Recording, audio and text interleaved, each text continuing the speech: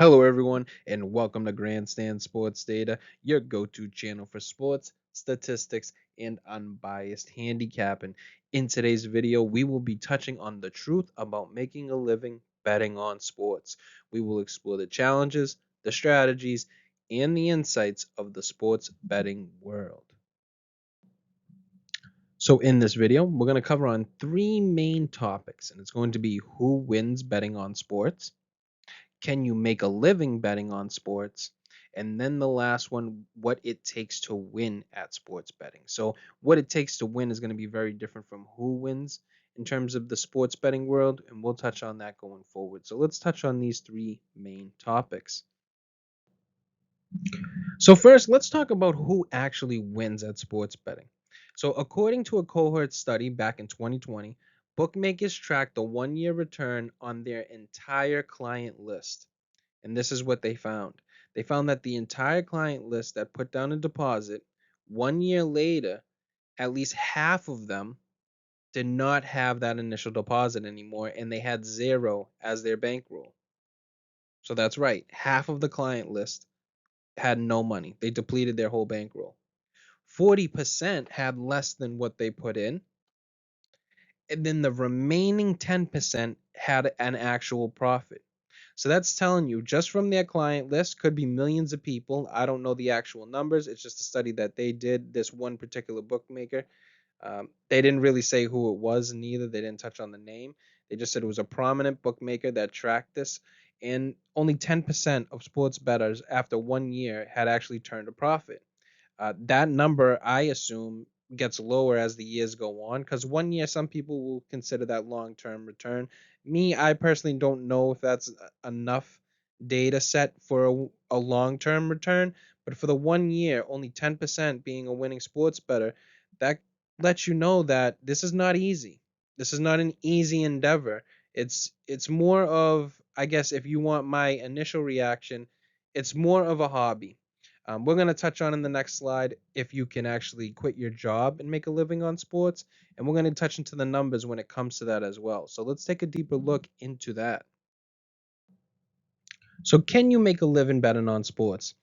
And if you're asking me personally, I'm going to tell you no. That's the plain, straight out answer. But if you were a person that hit the lottery tomorrow and you were all set and you had money invested and you were pulling out and you had money just to play with, I would say that these are the three bullet points that you would have to do in order to supplement the income. And that would be building a bankroll that's going to supplement that income.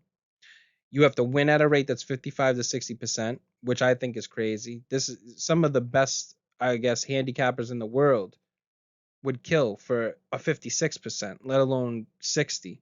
Uh, Finally would be managing your bankroll and manage it like almost like a financial professional. You have to be on top of your game in these three topics. Even then, I don't believe that you can quit your day job and then jump to living, uh, you know, using the means from sports betting to basically live. We're going to show you in detail on the next slide. And this is what we mean by breaking it down into detail. So, what is it going to take to live off of your sports betting income? Well, to supplement an income, and made it the average American income is 70,000. So, if you wanted to make 70,000 a year betting on sports with 100 bets at minus 110 odds, you would have to hit at 60%. So, you'd have to go 60 and 40, which is unheard of. That's astronomical numbers. Yeah, you can do it in the short term, but I'm talking about long term success. You won't be able to do it. And if you did, you'd need $160,000 and $416 bankroll just to make that 70,000 per year. You'd have to be staking close to $5,000 a game, which I'm gonna break it to you and almost kill the rest of this graphic for all of you. Bookmakers are not going to take $4,812 on one single bet when you're hitting 60% at their book. They're going to cut you off. I'm sorry to tell you that. They'll cut you off immediately.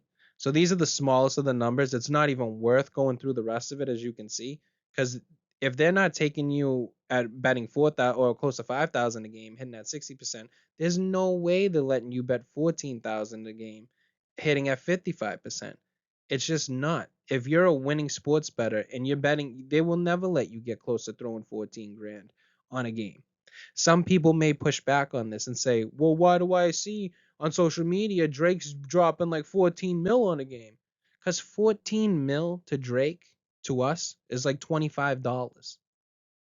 And then, not to give you breaking news, but Drake's not a professional sports bettor.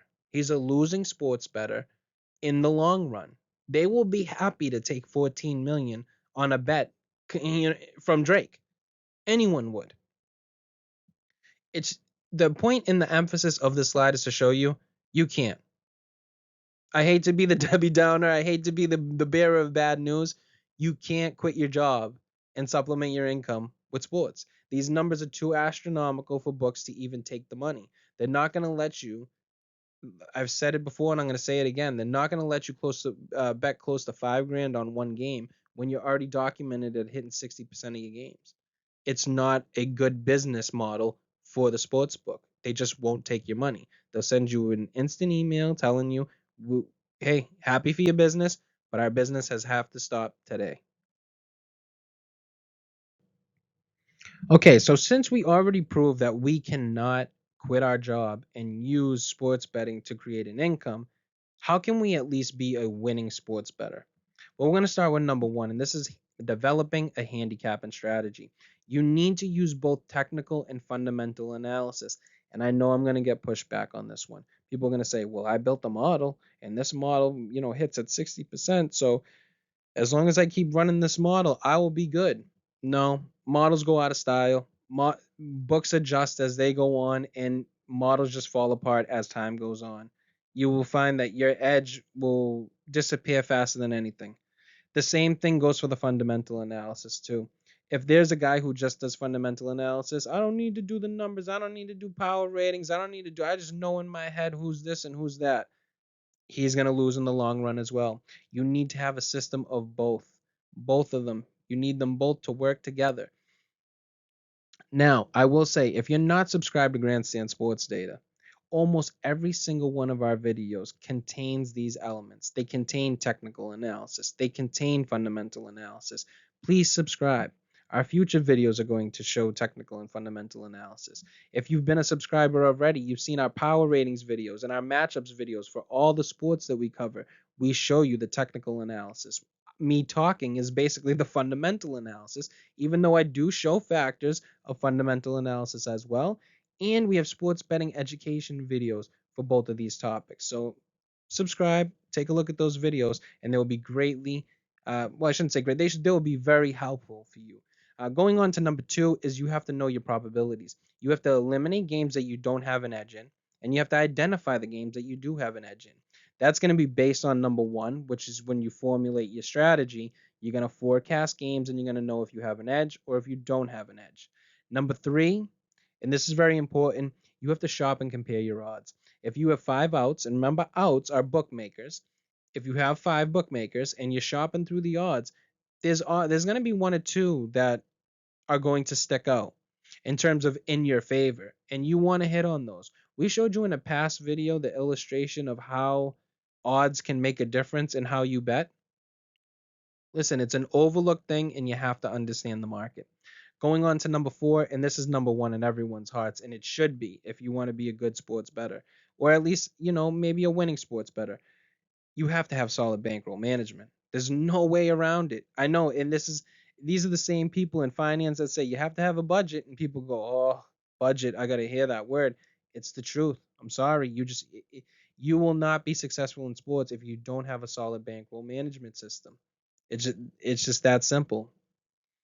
Going on to number five, you have to learn yourself. And I'm not saying you have to learn sports betting by yourself. That's not what I'm saying. You have to learn you. You have to keep detailed records of how you handicap sports, and then you have to grade them. You have to look at them and say, how did I do when I said coaching was a factor in the NBA? Let's look at all the games that I labeled as this will be a factor, and let's see how I did. What about in hockey? I said that, hey, teams with the better power play usually win more games. Let's look back at all the games that I labeled that and said this team has a better power play and they will win because of that. Let's see how I fared. How was my record? How was my profit and loss? You need to measure these things. These are going to teach you so much about yourself and how you look at games. Me, when I first started, I want to say about 17 years ago, I started betting on 17 years ago when I first started betting, but I want to say it was 5 years in. So maybe about 12 years ago. I started keeping detailed records.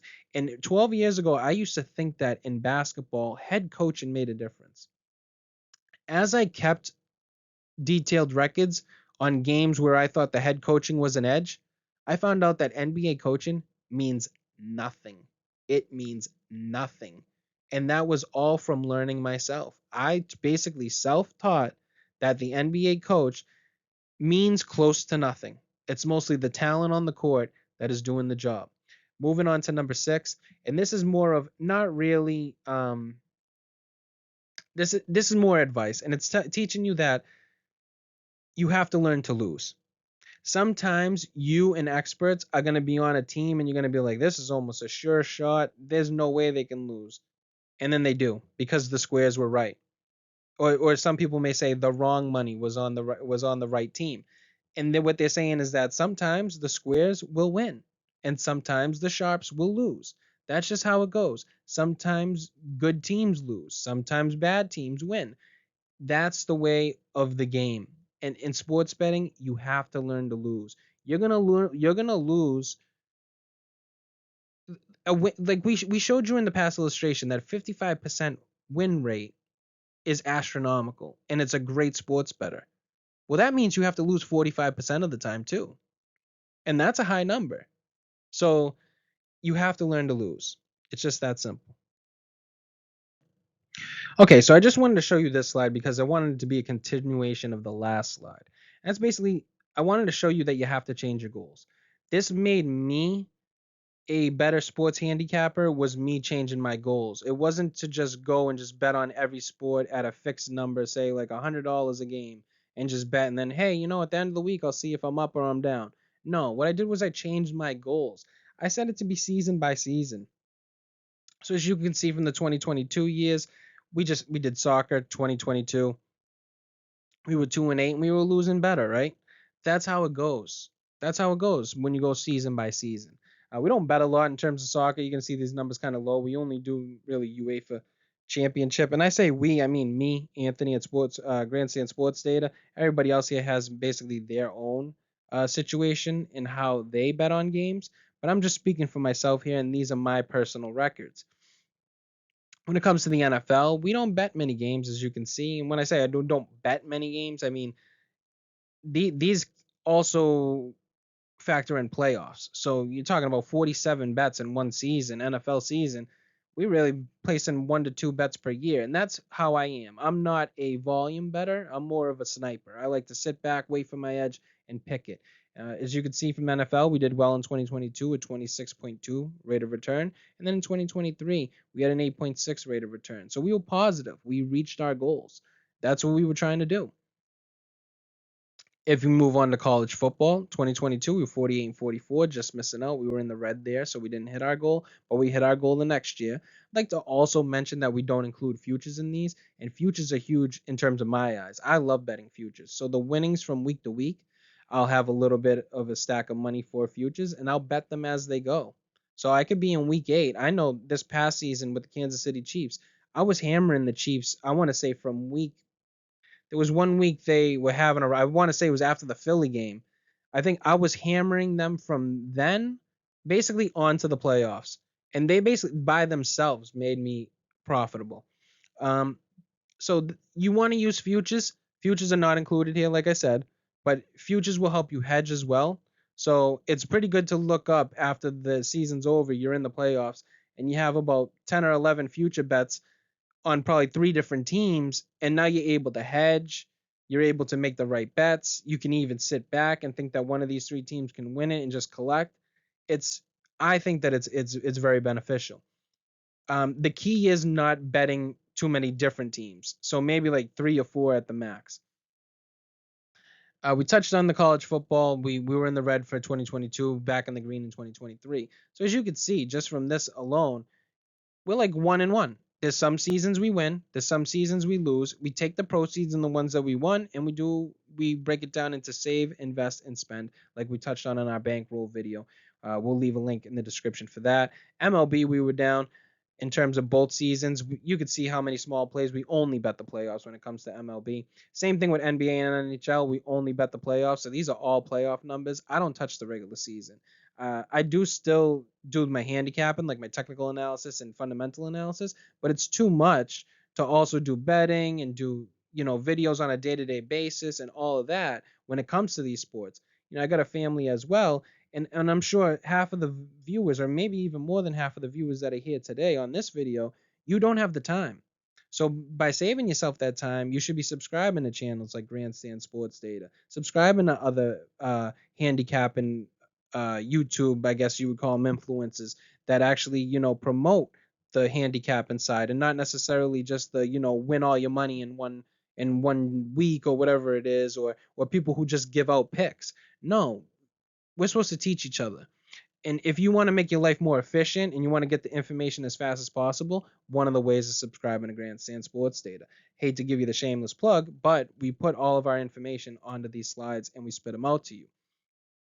And like we're just going one on one basically in terms of season by season. But as you can see from down here, our totals. We are 300 and 273. This means we've hit at a 52.4% rate. So in the long run, we're losing sports better. But like I said, remember when you switch those goals and you're hitting in the green in some of these seasons and taking the proceeds out,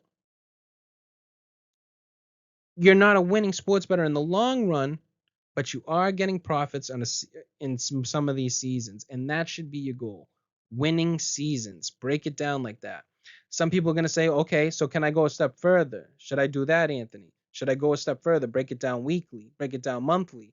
I would say no, because that's what leads to over gambling.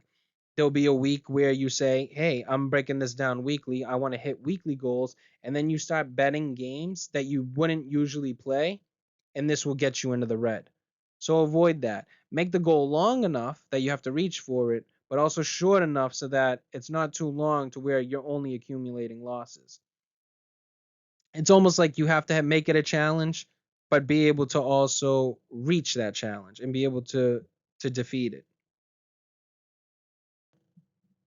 So, like always, would like to thank you guys for watching. If you like this content and you'd love to see more, which more is coming, please subscribe to this channel at Grandstand Sports Data. Also, hit that like button. What that will do is it'll take our content and it'll circulate through the YouTube algorithm and get more eyeballs onto our content. So, this is like a free thank you to us, and this would be greatly appreciated. Finally, if you wouldn't mind sharing and commenting down below, we'd like to thank you guys for watching, and we'll see you in the next one.